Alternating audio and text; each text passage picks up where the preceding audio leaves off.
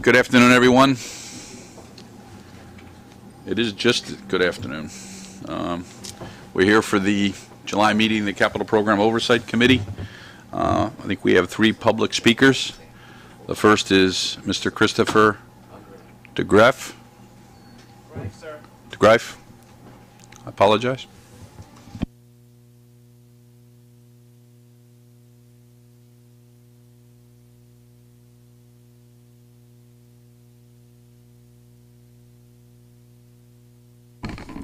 There we go.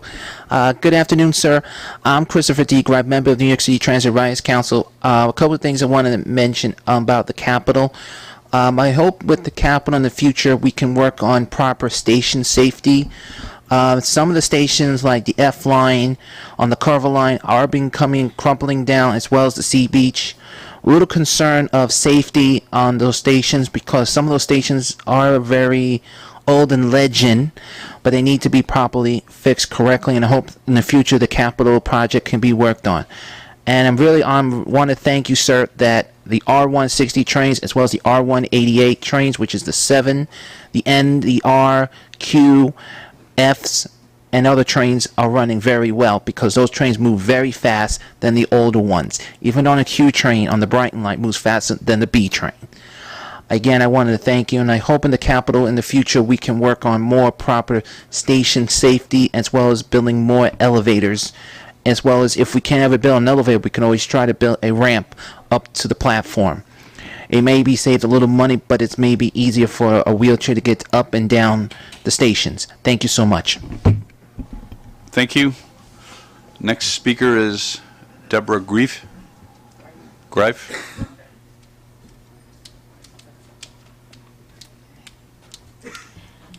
Good afternoon.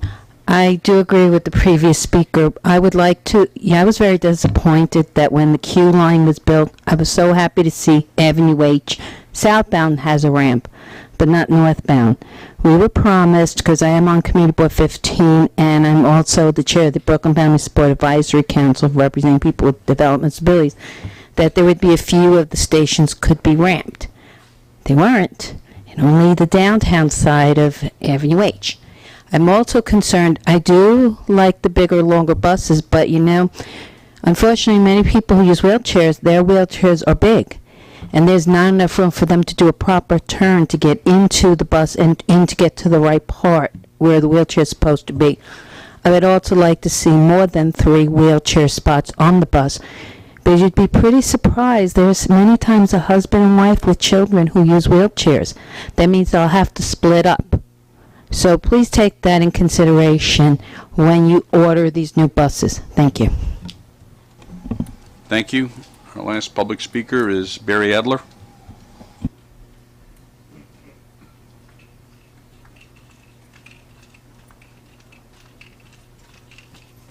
Good afternoon. Thank you. I'd like to address the Metro North car procurement strategy, which I think needs major revision. First of all, Metro North has to get away from its over-reliance on EMU cars. EMU cars have many problems for Metro North, meaning the amount of seats in these M9 cars are guaranteed to probably be less than the M7 cars, which are also less than the M1, M3 cars they're replacing. Also, they are required maintenance of these cars are much stringent than that would be on a straight standard coach. These married pairs are required to be maintained by the FRA under the same as a locomotive. Also, as a result of the accidents in Bridgeport and in Spite and Dival, FRA is probably going to come out with more stringent car body requirements, which we guarantee to have even less seats when you strengthen these centers of the cars. And the M9 car specifications as done do not contain that. Are these M9 specifications going to be revised once again to meet any new FRA standards that will be coming out in November?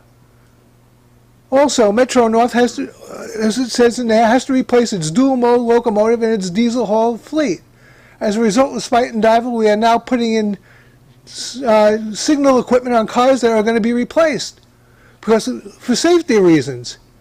What we should be doing, of course, the dual mode locomotives that we have right now are a result of an add-on to an Amtrak order, because Metro North did not have sufficient locomotives built to design one on its own, so they added on and modified an Amtrak order. Who is going to build any new diesel locomotives? We have to change the strategy. We have to buy more standard coaches. The EMU order should be reduced to 80 cars. Those 80 cars can be used in 8 10-car train sets on the inner Harlem line and the electrified portion of the Hudson line. We must purchase more and faster straight standard coaches. We should be designing, in addition to a new dual mode locomotive, to make a prospective bidder interested, straight DC electric third rail locomotives. Not new technology. The New York Central had them 100 years ago. These will be used and in conjunction on the outer portions of the Harlem line. Also, we have on the branch lines in Connecticut, Danbury and Waterbury, equipment, locomotives that are simply failing all the time. There's the BLH-20 locomotives simply are not used for that service. MTA should be looking at DMU cars. The Long Island is looking at them for some of its service. Perhaps Connecticut and Metro North ought to look at those for the Wassaic branch, the Danbury and Waterbury branches, and even on the Port Jervis to Suffern branch to provide frequent, better service. You don't have to have heavy locomotive hauled coaches on service that runs 20 miles, 20 to 30 miles. It is inefficient, and the inspections standards are too high. Thank you very much. Thank you. Could I please have an approval of minutes from the June meeting? So moved. Second. All those in favor? Aye. Committee work plan, Mr. Stewart? Sorry. There are changes to the work plan. In order to address today's full agenda, we've moved 2 New York City Transit presentations, the signals and communication presentation, both have been moved to October. And you'll also notice in tab 5 of your book, for information only, a risk assessment by Bridges and Tunnels. We will not have an oral communication, a presentation on that. Thank you. Any comments? The first report from Long Island Railroad Metro North on rolling stock, Jim Allen and Dwight Soden. Good afternoon, everyone. My name is Jim Allen, and I'm the Long Island Railroad's Director of New Rolling Stock and Long Island's Project Manager on the joint Long Island Metro North M9 car procurement. This afternoon, I'm sharing my presentation with Dwight Soden, Metro North's Director of Capital Programs. In today's presentation, we will be discussing the joint Long Island Metro North M9 car procurement, Long Island's M9A car procurement, and Metro North's M8 procurement. As additional information, summaries of both railroads' current fleet are listed on appendices A and B to this presentation. The M9, M9A procurements will enable Long Island to replace its current fleet of M3 cars, as well as to provide service required for East Side access. The M9 contract, which was awarded the Kawasaki rail car on September 18, 2013, includes an initial base order of 92 cars for Long Island Railroad, as well as options for additional cars for each railroad in quantities sufficient to support currently identified fleet requirements in the 2015-2019 capital program. Additionally, later this year, Long Island plans to have a consultant perform a network strategy study, which will better define Long Island's future car requirements. The M9 base order is being funded in the 2010-2014 capital program, while both Long Island and Metro North option cars are being funded in the 2015 to 2019 program. Long Island's M9A procurement is now scheduled to commence after January 2015 and will be funded by MTA Capital Construction's 2015-2019 program. Long Island's M9A procurement is now scheduled, because of the full funding grant agreement between MTA and FTA, identified 160 cars for East Side access. The M9A car will be purchased pursuant to federal procurement guidelines and will be managed as a separate procurement. Long Island's goal is to have the M9A and M9 cars interoperable to mitigate issues related to significant limited yard space and to provide maximum flexibility for train operation and car manipulations. I'd now like to turn the presentation over to Dwight Soden to discuss Metro North's M9 procurement. Good afternoon. I'm Dwight Soden. As Jim Allen had mentioned, I'm the Director of Capital Programs, Equipment Engineering for Metro North. Metro North's M9 procurement strategy is to pursue 188 cars in married pair configuration.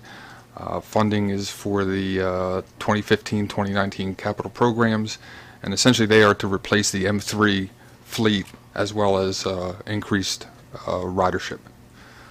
In addition to the M3, M9 procurement, coaches and locomotives dual mode are being pursued in terms of specification for diesel territory, Penn Station access. Currently, a clearance investigation is underway for Grand Central Terminal, where areas would be identified to be corrected for multi-level coaches.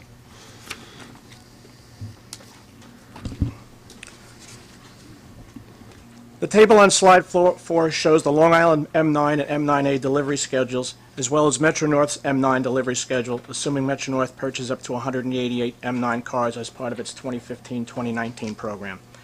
If Kawasaki is successful as the M9A proposer, the schedule will be basically the same, but likely without pilot car testing. And please note that if KRC is awarded the M9A contract, there will be one integrated schedule.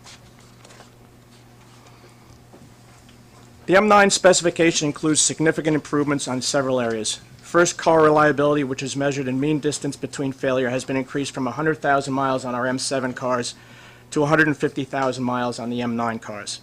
With regards to system reliability, which is measured in mean distance between component failure, several key systems have also been increased on the M9 car. Maintainability requirements are much better defined in the M9. For example, the M9 scope of work requires system components' useful life to meet the reliability-centered maintenance intervals of our maintenance shops. There are also improvements to safety and security, including closed-circuit TV and PTC.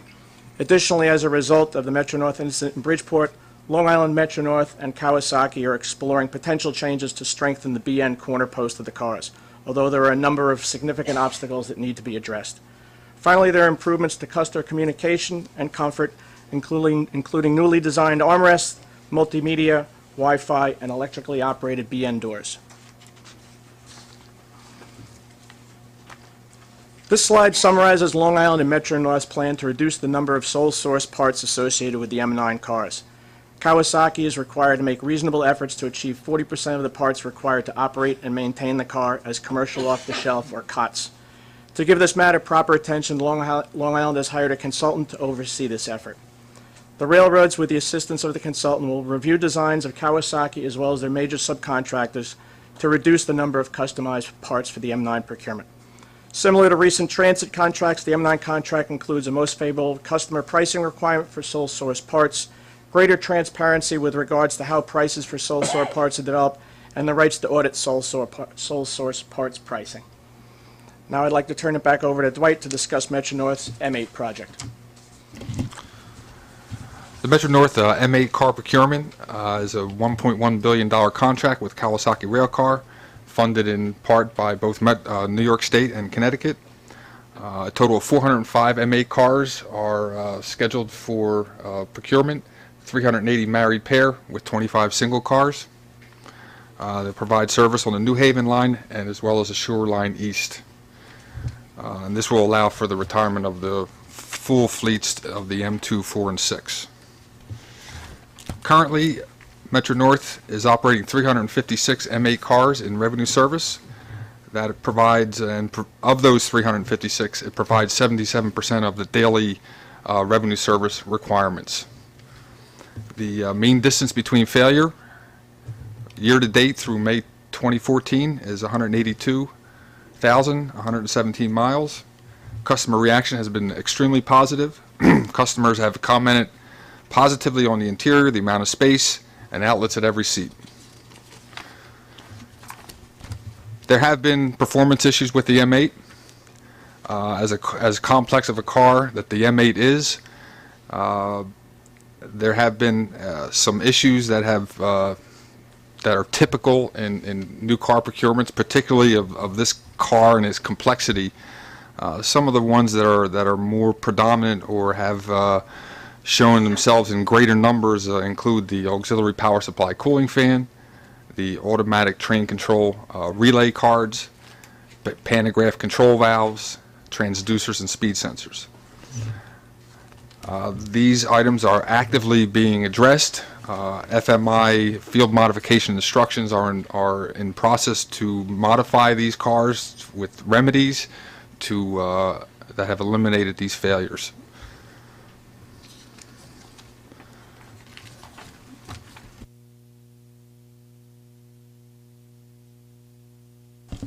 That concludes it. This was just for informational purposes with regards to our existing fleets. Could we please have the independent engineer review reports now before we take questions? And Anthony Clarizio on the M8 car. Yes, good afternoon. We have reviewed the M9 program and report the following regarding the schedule. The project is reported on schedule by the car builder. The initial design review phase, which is about to be completed, was delayed approximately 3 months, and we will monitor and report on any impact to the overall schedule. And for the budget, the approved 2010-2014 capital program budget is $355 million. The current budget for the base order is $366 million, and the $11 million will be applied to the 2015-2019 capital program. And this is typical for a car procurement that spans several capital programs. Issues, we have 2 issues to report for M9. For the car body structure, the railroads have directed the car builder to investigate alternative designs for the BN corner post strength. This is a proactive measure taken by the railroads as a result of the May 2013 Metro-North Bridgeport accident. While the NTSB findings are finalized, that could impact the FRA regulations. If implemented, this modification to the car structure design may increase costs and delay the schedule.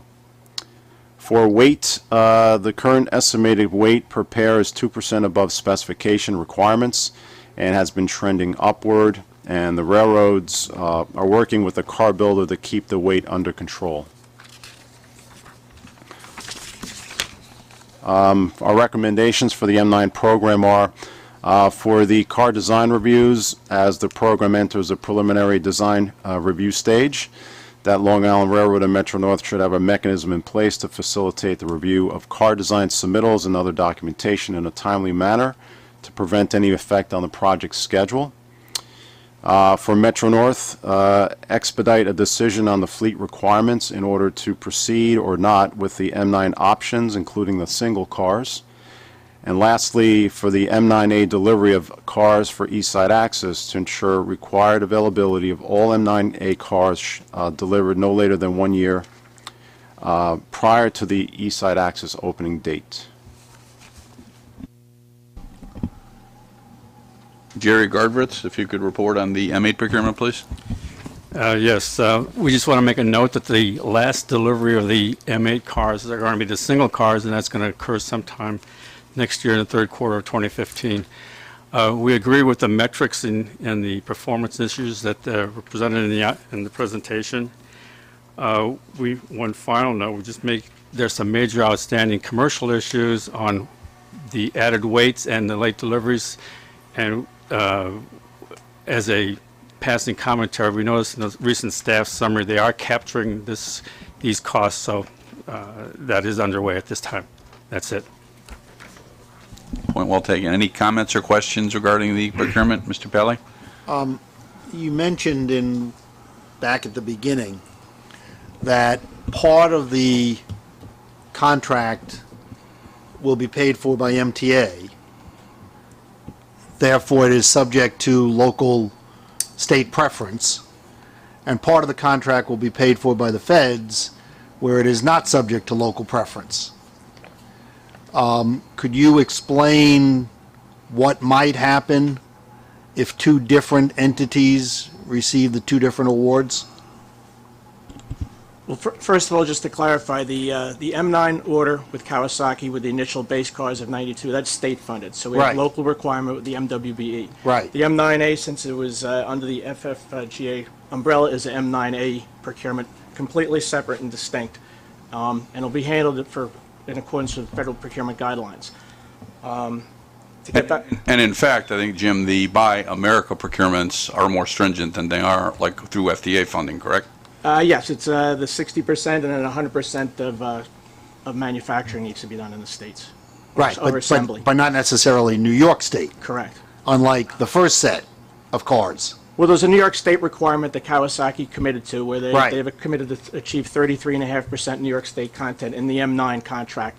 That wouldn't apply to an M9A procurement. Right, it would be impossible. Exactly. So therefore, while the feds are paying for it, I mean, you could end up in a situation where Kawasaki wins both bids and has both cars being made next to each other differently. Well, the cars would be the same. Right, but where the procurement, where the parts came from, Correct. The could big- be different. The big issue is with the trucks, because under the federal procurement guidelines, the trucks would have to be manufactured in the States. Whereas under the M9 contract, the trucks are going to be manufactured in Japan. That's a significant difference between the two.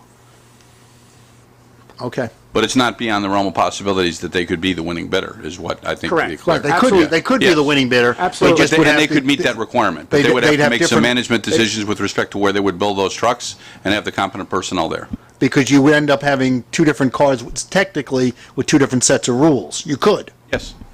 Yes, that's true. Okay. Mr. Albert? Two questions. With the exception of there being a different procurement, are there any physical differences between the M9 and M9A fleet? Not in terms of physical clearance, but Jim, do you want to respond? To the general riding public, there probably would not be any differences. However, you could end up with different OEMs under a separate procurement. So, you may have a different HVAC system, you may have a different propulsion system, but I would assume the interior of the car would be very similar, if not exact. And under the M8 procurement, where it said, some of the problems, and the IEC verified there's been some problems with the electronics, it's a very complex car, wouldn't those same kind of problems apply to the M9, which is also going to be a very complex electronic car? No, the M8s are a unique car in the industry. They're tri-voltage, I believe. Well, with the exception of the pantograph issues. No. You've got a lot of electrical equipment in an M8 you do not have on an M7, or you will not have on an M9. You will not. It is a one-off car, if I'm not mistaken, in terms of the industry.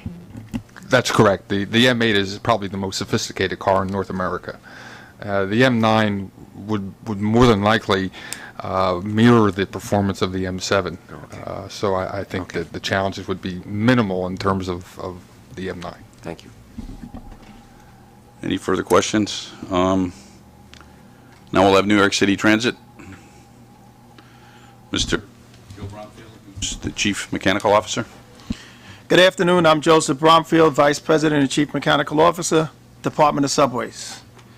Today I will be presenting New York City Transit's update on the Subway Car Capital Program.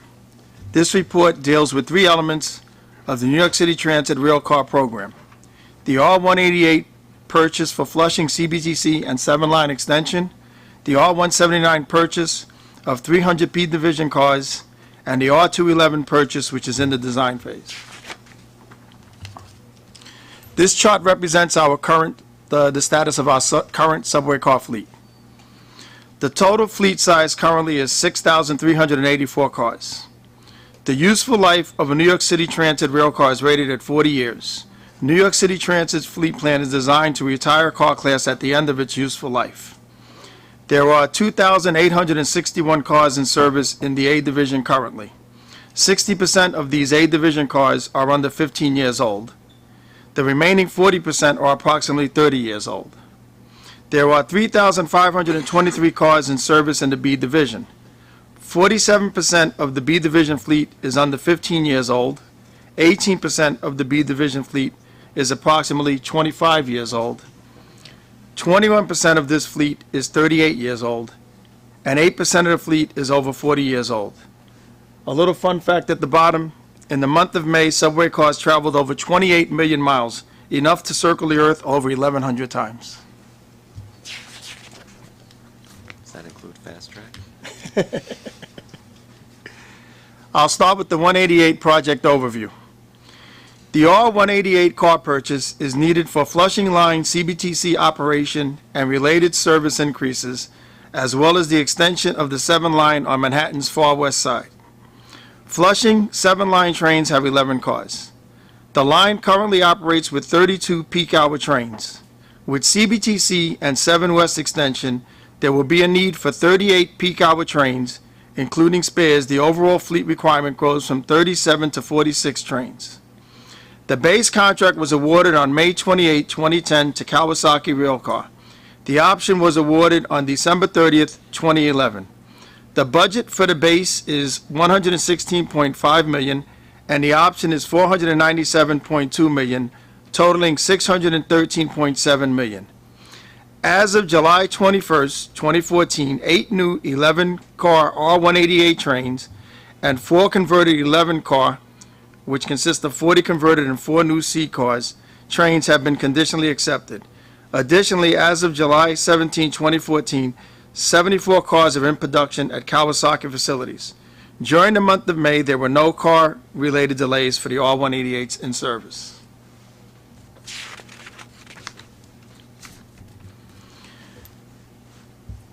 Shown here is a comparison between the contractual and forecasted delivery schedule for new and converted R188 cars. The 8 new trains to support increased 7-line extension service requirements have been conditionally accepted, well in advance of the 7-line extension's current in-service date. Additionally, a total of 4 converted trains have also been conditionally accepted. A forecasted delay for the remaining R188 conversion trains will have a limited impact on the final completion of the CBTC-ready cars. As reported to CPOC in 2013, due to Superstorm Sandy, the Rockaway test track was lost, and the R188 test plan had to be modified to alternate on-site qualification locations. This change added complexity to the accomplishment of testing and contributed to the estimated delay of approximately 6 months. Deliveries of all R188 trains were scheduled in the contract to be completed in January 2016. However, due to the testing delays, the final delivery of converted trains will occur in the May to July 2016 range. The exact milestone date remains to be decided, pending the outcome of qualification tests and discussions with Kawasaki. Shown here are several photos of the ongoing conversion work, the intricate cab conversion wiring, as well as a conversion car and the photo of the Kawasaki facility in Yonkers, New York. Now I'll move on to the R179 project overview. The R179 project was awarded on June 4, 2012 to Bombardier Transit Corporation. The R179 purchase is for 300 new 60-foot subway cars, which are designed based on the R160 cars. The R179 cars are needed to replace the remaining 222 R32 and 50 R42 cars, the oldest operating in the B Division fleet. New York City Transit's projected car assignments at the completion of the R179 purchase will provide trains for the 2nd Avenue Subway Phase 1 and for service increases on the Eastern B Division lines, J, Z, M, and L. A delay in the delivery of the R179 prototype train is now forecasted. The specific delay time is yet to be determined, but the delay is likely to be approximately 6 to 11 months. This is due to the discovery of micro cracks and wells on truck assemblies and end underframes at the Bombardier facility. As such, production was halted and the required root cause analysis was performed. New York City Transit's standard quality assurance test procedures are designed to detect such flaws. In this case, Bombardier notified New York City Transit about the problem in February 2014 before the mandatory quality tests were undertaken. New York City Transit is working with Bombardier at their facility to resolve the welding issue. Corrective action will include implementing a new welding wire. Additionally, all the affected trucks and frames at Bombardier's facility will be discarded.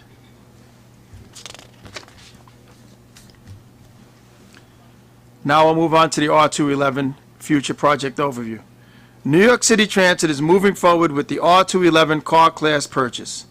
The strategic goals of this car purchase are to replace the aging R46 fleet, to enhance customers' experience, and to increase operational facility and optimize the total cost of vehicle ownership. The R211 design objectives include providing improved communications, a greener design, and increased standardization of parts and components. The R211 program is in the design phase. In December 2012, New York City Transit awarded a design consulting contract to CH2M Hill. The contract is for technical consultants to support the alternative analysis and specific writing for the RFP. The design process will lead to technical specifications for the purchase of the new generation of New York City Transit vehicles proposed for award in early 2016. A comprehensive presentation on the R211 procurement will be made by the Senior Vice President of Subways at a later date. And that concludes my presentation. Independent engineer report from Anthony Clarizio. Yes, we have reviewed the schedule and budget on the R188, R179 contracts. For the R188 schedule, NYCT and the car builder are making efforts to recover for the current delays. However, final deliveries will be approximately 6 months late. For the R179 schedule, we are in agreement with the progress reported by NYCT that the schedule is 6 to 11 months behind, and that's again due to the welding issue. As for budgets, we see no budget issues for both programs at this time. Moving on to issues, we'd like to point out two issues here on the subway car programs. For 188, the delays caused by Superstorm Sandy and car conversion ramp-up has impacted the CBTC car installation schedule. And for the R179, the welding issue with pilot cars has delayed the project schedule. The car builder has a mitigation plan in place, and we will monitor its effectiveness. Thank you. Any comments or questions on the New York City Transit procurement? It's disheartening to hear about the delays on the 179s. I mean, the 32s are really, it's like throwing good money after bad after a while, and, you know, now that it's the summer and there's some R160s on the sea and everyone's thrilled, they're going to lose them, you know, when the air conditioning season is over again. So everybody thought they were getting new cars already. And, you know, the 42s that are still on the J. Have we had this problem with Bombardier before, or is this just the first time It ever? is disheartening. I mean, they're an established car builder. We've had a long history with them. I believe these particular units were welded up at a plant in Canada, not down at the production plant here in Plattsburgh. The fact that they brought it to our attention is good, and they're going to aggressively deal with it. But you don't want cracking in the trucks or other parts of the car body for obvious reasons. So we're going to try to nip it in the bud.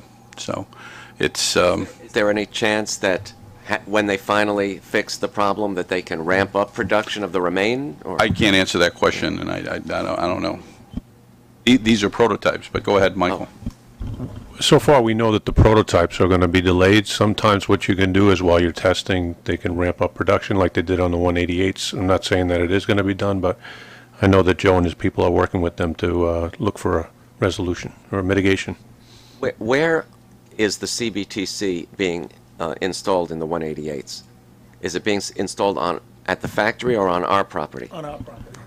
And where would that be? Corona Maintenance Shop. Corona Shop, okay. New cars as well as cars that are already here. That's why it's being installed here. Do we know where the R62As that are currently on the 7 are going after they're relieved by the 188s? We made that decision yet, but do you know? Right now, they're going to the 6 line. That's where the ones have been going so far, I believe, Joe.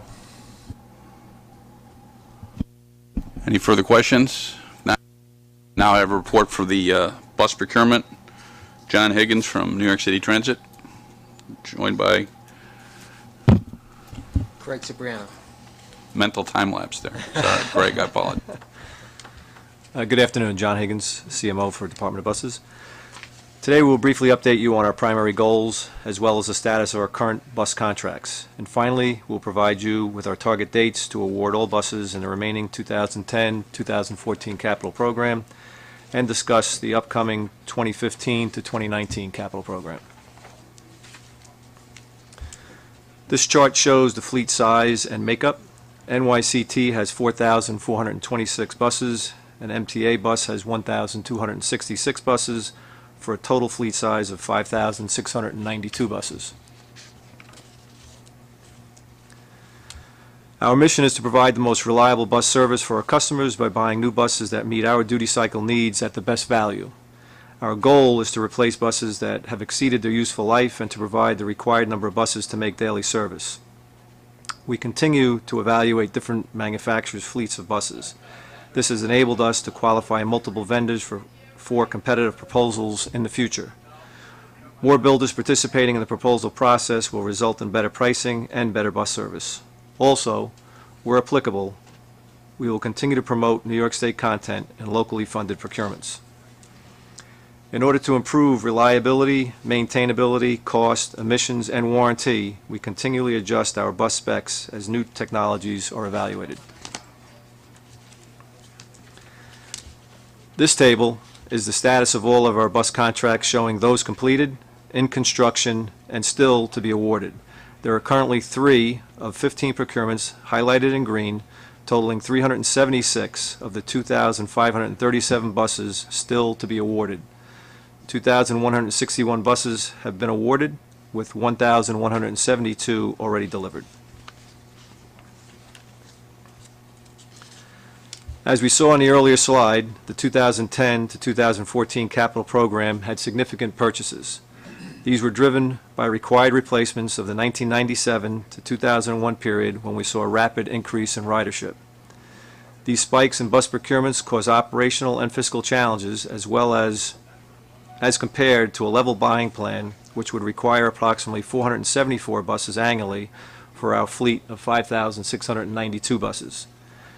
As this chart shows, we have over 1,500 buses older than 12 years of age. When all the new buses in this capital program are in service, we will still have almost 900 buses in the fleet past their useful life expectancy. This is about 15% of the total fleet. At the conclusion of the next capital program, 2019, we expect to have approximately 500 buses over 12 years old. Looking at the buses already delivered, in the upper left, the 418 Nova Arctics are run in both SBS and regular service out of 8 different locations. The 90 New Flyers Arctics on the right currently run out of 2 locations in the Bronx on regular local service.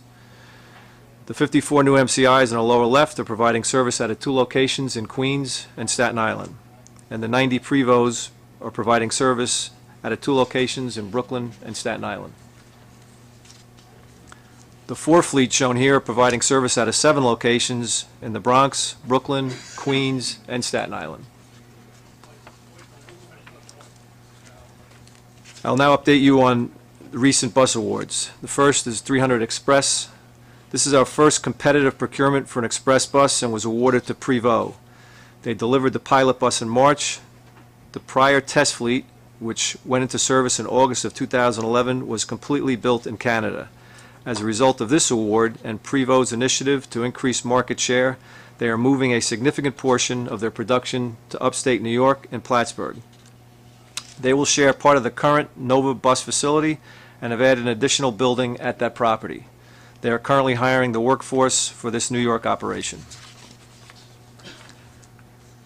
Next order is the 690 standard buses. This was a competitive procurement between Nova Bus and New Flyer Industries and was split with 60% for Nova and 40% for New Flyer.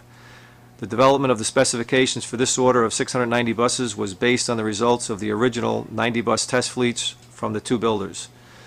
Nova has a large portion of their production in upstate New York, and New Flyer uses a combination of New York suppliers and assembly of major components in New York. This award has an option for 700 buses funded from the proposed 2015 to 2019 capital program. Award of the option early in the 2015 program would improve our overage bus situation. The 45 diesels and 75 Arctics for MTA Bus had BAFO submitted July 17th, and we expect to have the package presented at the September board meeting. The Office of the State Controller has up to 90 days for review, so we would expect to award by the end of December. The 256 Arctics will be advertised by the end of August with an expected award date of June 2015. These will replace the fleet of 2003 Arctics due to retire during 2015 and the beginning of 2016. Let me say that over the last several years, we've been taking the proper steps to qualify more vendors of each type bus by testing their products and systems under actual conditions. We have increased service reliability through improved MDBF. We are continuing to follow the procurement strategy put forward in the beginning of the 2010-2014 capital program. We've made advances qualifying additional builders and now have multiple bidders for each type of the bus we utilize, but the industry still faces challenges.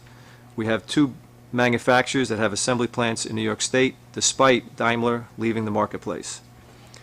We look forward to updating you in the future regarding our program with diesel, CNG, and hybrid diesel propulsion systems, as well as exploring electric vehicle technology.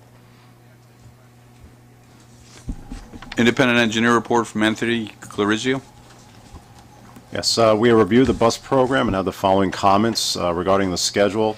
On the current procurements, we are in agreement with NYCT that both projects are on schedule. And for the 3 upcoming procurements, again, we agree with the status reported by NYCT. Looking at the budget side, for the 2 current procurements, the projects are on budget with no significant issues.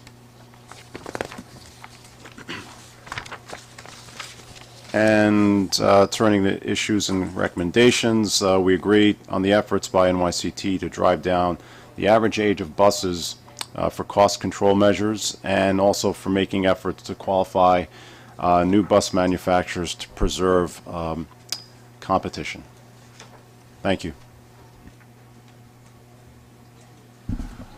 Any comments or questions before I take them? I'd just like to state that when you take a look at the history of the capital program and the amount of money that New York State has contributed to the over $90 billion that we have received to be able to do what we had to do, state of good repair and expansion and service enhancements, to be able to have 2 established car builders, at times we've had 3, 2 established bus builders in New York State, where as a result of competitive procurements, we're still putting that money back into New York State and others are receiving a benefit from, is something that we should not take lightly, because it's important, because we go up to the state and ask for this money. It's competitively bid and procured, and a lot of that money stays in the state, and it helps. And in the North Country's case, up in Plattsburgh, it's been extremely important, because when that Air Force base closed, they had a tremendous hit on their economy. Any questions? Comments? Thank you. We'll now move on to the update on small business development programs, minority, women, and disadvantaged businesses. Brian Murphy, Nadir Jones, Ray Burke, and Michael Garner.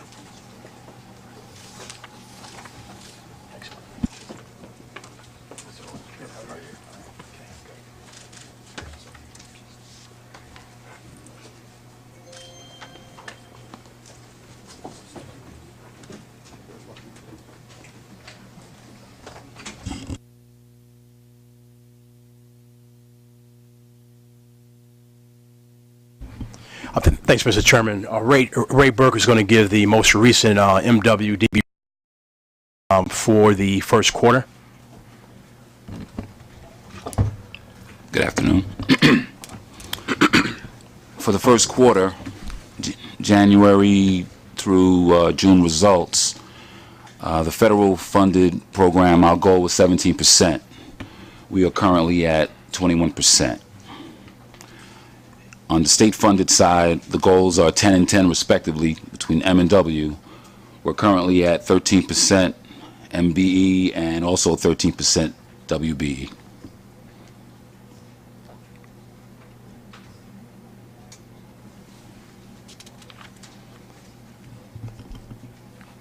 Any questions, Mr. Chairman?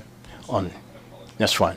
That's fine. So the goals are being achieved based upon payments and awards in the first quarter. As a matter of fact, on the FTA funded projects, we are exceeding the 17% goal. We're currently at 23%, right? 23%. And excuse me, 21% versus 17. 21%, right. And on the state funded projects, we are currently at 26%, and the goal is 20%. No, it's been excellent. You've had good leadership, and the agencies have responded very well. I think we've got to keep the focus on this, though. It's important. Much to the same degree, the comments that I made at the end of the last presentation in terms of what's good for the state of New York, being able to take care of the MWBE contracting and consultant workforce is extremely important to the program, and we need to keep it going. Thank you. And I thank you for your effective leadership, along with the Vice Chairman and the whole entire MTA Board. Thank you. Any comments, questions? Mr. Pally? Mike, what was the largest award you made under the program to an individual contractor?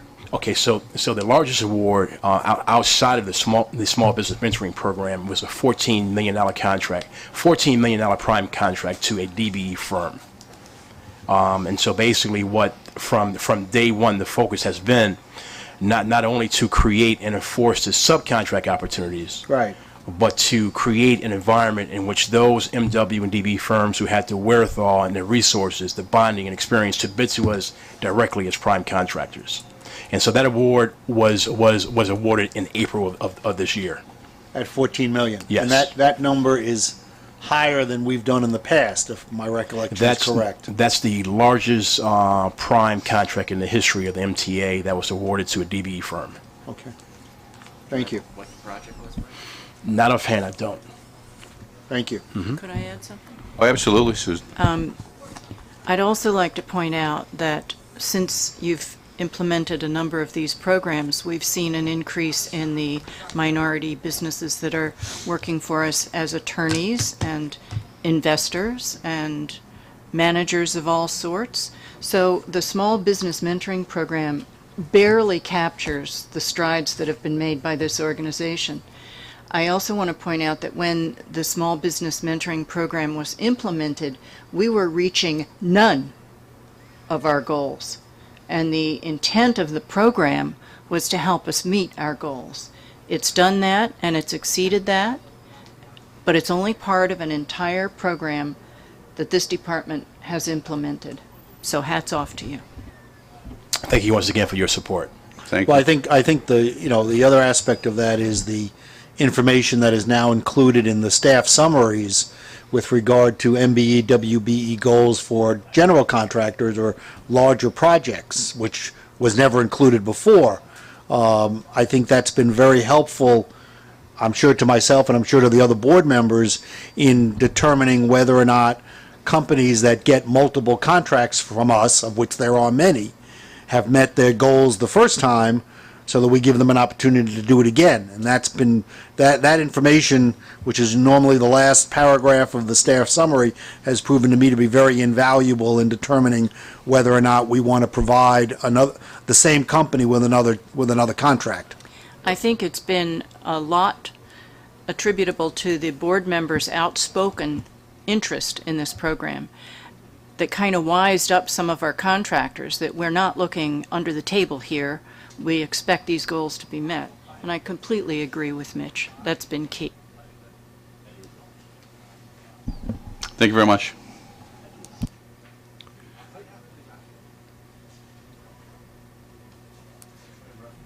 Okay. Good afternoon. My name is Brian Murphy, and I'm the Deputy Director of the Office of Construction Oversight. OCO manages the small business development programs with the Department of Diversity and Civil Rights. Nadir Jones from DDCR will be discussing the outreach and development elements of the program later in the presentation. The Small Business Mentoring Program marks a milestone this month. It has been 4 years since the enabling legislation was put into place to set up the program. 4 years is significant because that is the maximum amount of time firms can participate in the Tier 1 program. So over the coming months, we'll see firms will graduate from the program, and most will be eligible to apply for the Tier 2 in the federal program. Graduating firms will need to have bonding capability to qualify. Nadir Jones will describe the Tier 2 program later in the presentation. The results of years 1 through 4 for the program, there was a goal of $70 million in awards.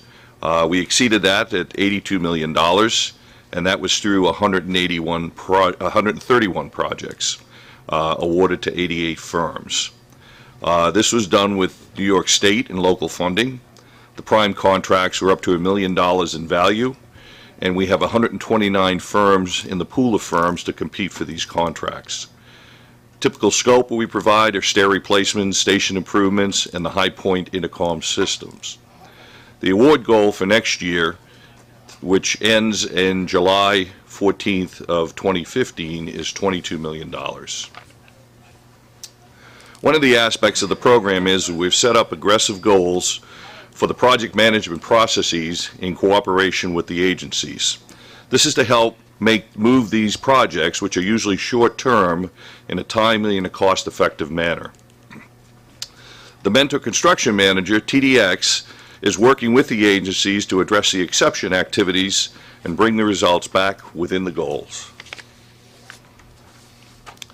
Part of the goals of the program are that we want to develop firms with skills to bid on MTA projects.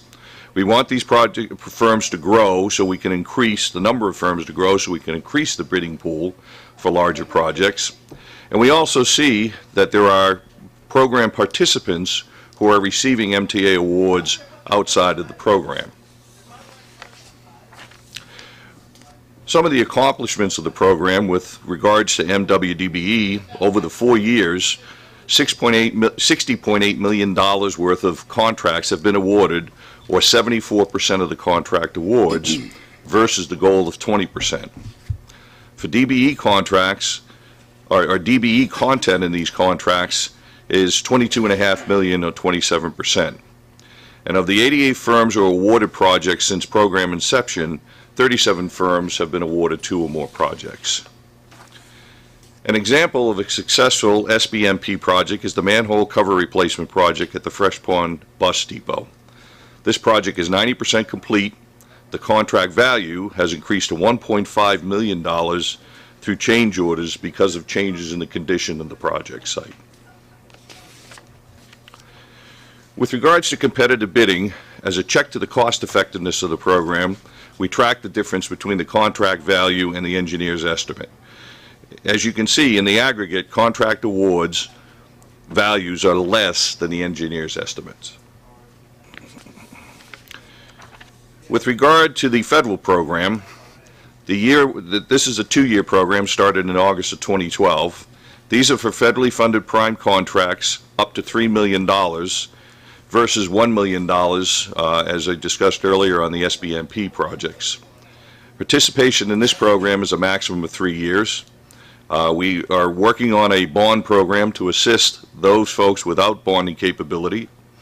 We have 22 pre-qualified firms, and of those, 13 have graduated from the mentor program into the FP. Years 1 and 2 goals with $15 million, and you can see we doubled that and exceeded it at $30 million with 16 projects in the mix. Next year's goal remains at $15 million, partially because we have a Tier 2 program coming online and we have to spread the projects over the 3 programs now.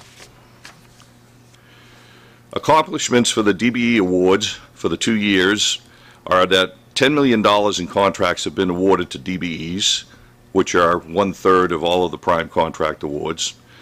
And similar to the MP, of the firms that have been awarded projects, some have been awarded multiple projects as well.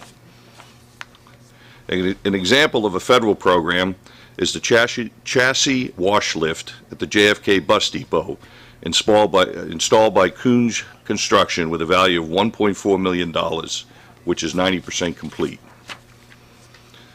Similar to the mentoring program, we track the competitive bidding process, and we see similar results when we compare the engineer's estimate versus the total contract awards. And now, Nadir Jones will continue with the presentation of the outreach and development element of the project. Good day, everyone. As you can see, currently we have 129 pre-qualified firms in the SBMP. We have 67 MBE firms certified, 9 WBE firms certified, and 34 DBE certified in the program. As you can see from the pie chart, we have a good distribution of firms participating in the MP program that's serving the 14-county area. With regards to our loan program, currently we've closed 38 loans approved since the program's inception, totaling a little over $4 million. Currently, we have a little over $643,000 in outstanding loan balances. Currently, there are no defaults on any of our loans in the program. The maximum loan that a firm can take out in our state program is up to $150,000, And then our federal program, a contractor could take out up to as much as $900,000. With regards to our training program, since the firm's inception, 158 firms have participated and completed the training program as of spring 2014. And it's an 11-week technical and business development program. And as you can see, the topics range from various business development and construction topics. The training courses are offered 2 times a year, in the spring and in the fall. And the next session begins September 11th, 2014. Moving forward, we're rolling out our Tier 2 program that's rolling out at the end of this month. Contractors in the program will be able to bid on projects up to $3 million. We've currently established the MTA Bond Assistance Program for our contractors looking to increase their bonding capacity. Participation in this particular program is a maximum of 4 years. Qualified Tier 1 firms can graduate into the Tier 2 program and participate. Tier 2 firms can also participate in the Small Business Federal Program also. We're also currently developing our union labor transition program, and we're currently developing 2 RFPs for back office support and business plan development. We'd like to currently thank all the agency personnel who worked hard to continue the success in both programs. Any comments, Mr. Pally? I see you have 129 pre-qualified firms. Is that number, how does that number relate to the number of pre-qualified firms in the region in other state programs?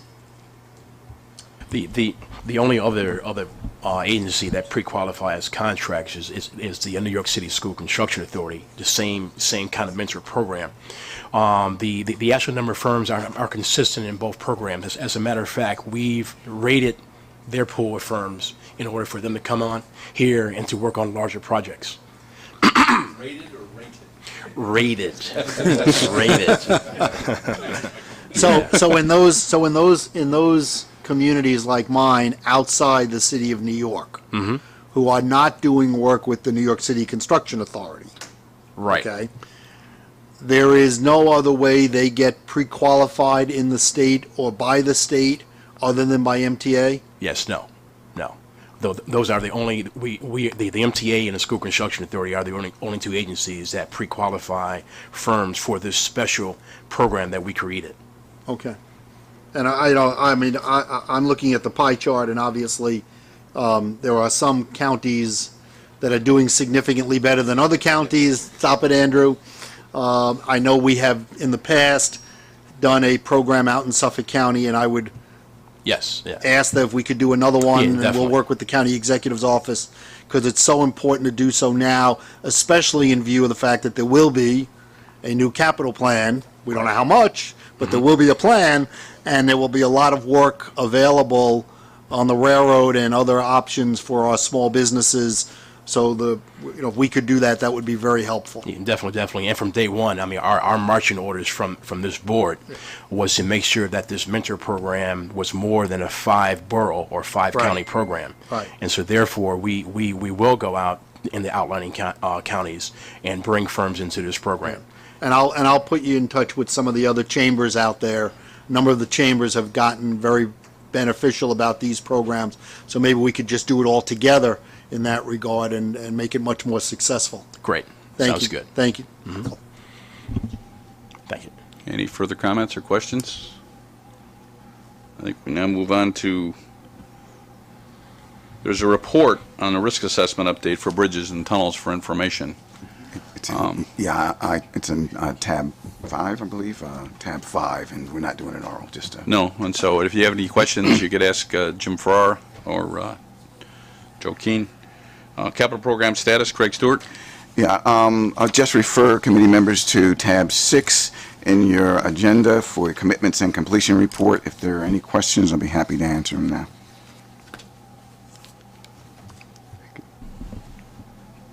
Okay, thank you very much. I think that concludes the business of the meeting. Could I have a motion to adjourn?